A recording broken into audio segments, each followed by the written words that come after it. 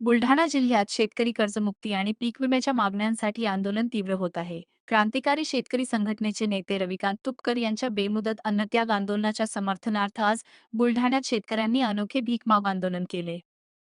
सरकारकडे उद्योगपतींची कर्जे माफ करण्यासाठी पैसा आहे, मात्र शेतकऱ्यांच्या कर्जमाफीसाठी निधी नसल्याचा आरोप करत शेतकरी आणि कार्यकर्त्यांनी शहरातील बाजारपेठेत फिरून भीक मागितली. जमा झालेली रक्कम आणि मागण्यांचे निवेदन जिल्हाधिकाऱ्यांमार्फत शासनाकडे सुपूर्द करण्यात आले.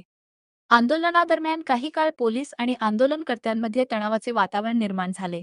शेतकऱ्यांनी सरकारविरोधात जोरदार घोषणाबाजी करत सरसकट कर्जमुक्ती, हक्काचा पीक विमा आणि इतर मागण्या तातडीने मान्य करण्याची मागणी केली.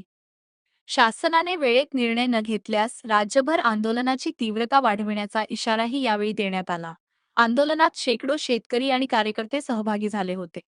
15/6/2026 पासून रविकांत तुपकर हे आमच्या घराच्या निवासस्थानामध्ये संपूर्ण कर्जमुक्तीसाठी आणि पीक विम्याच्या आणि शेतकऱ्यांच्या इतर मागण्यांसाठी उपोषणाला बसलेले आहेत. मात्र सरकारने त्यांची कोणतीही दखल आजपर्यंत घेतलेली नाही. आज दुसरा दिवस असताना देखील सरकारने ना डॉक्टर पाठवले ना पोलीस बंदोबस्त लागला.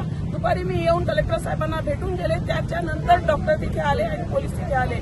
सरकारला नेमकं या आंदोलनाकडे दुर्लक्ष करून साध्य काय करायचं आहे? सरकारकडे उद्योगपतींचे 16 लाख कोटी रुपयाचं कर्ज माफ करण्यासाठी पैसे आहेत. पण आमचं थोडं जे कर्ज आहे ते माफ करण्यासाठी आम्हाला जाचक अटी आणि शर्ती आमच्यावर लादत आहे सरकार. म्हणून सरकारकडे पैसे नाही. सरकार शेतकऱ्यांसाठी कंगाल झालेलं आहे. म्हणून आम्ही आज भीक मागो आंदोलन केलेलं आहे आणि आमच्या भीकेरूपी आलेले पैसे आम्ही सरकारच्या खात्यात जमा केलेले आहे आणि सरकारला सांगितलेलं आहे की तुमच्याकडे पैसे नाही आमची कर्जमाफी करण्यासाठी, आमची कर्जमुक्ती करण्यासाठी. म्हणून ही आमच्याकडून भीक घ्या आणि आता तरी डोळे उघडा आणि आमची कर्जमाफी करा आणि रविकांत तुपकर यांच्या उपोषणाची गांभीर्याने दखल घ्या.